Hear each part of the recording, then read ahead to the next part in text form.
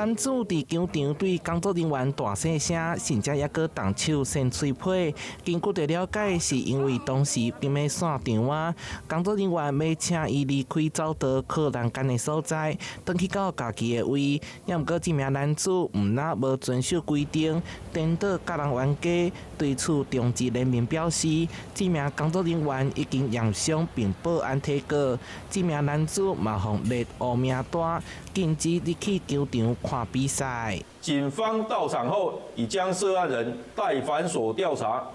全案依傷害罪嫌偵辦。簡單講一下，說當下是什麼情況這樣子？因為他們那邊中止的聲明啊，想說也是取得一下你這邊的說法這樣子，取下平衡啊這樣子。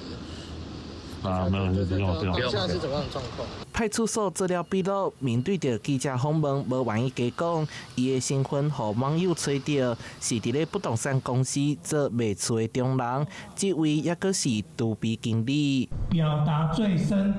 的歉意。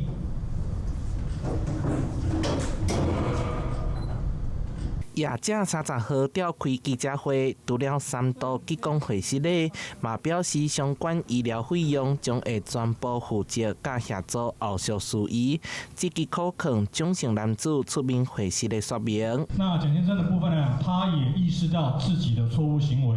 針對這部分已經在當下口頭達成了一個所謂合意解約的情況，意思就是說，昨天晚上我們已經開始在處理這個流程了。經過一暝，蔣姓男子佇面冊發出聲明，強調公司甲出來人攏是無辜的，因為情緒失控做出傷害別人的行為，對着互伊傷害的中職工作人員直接回失禮。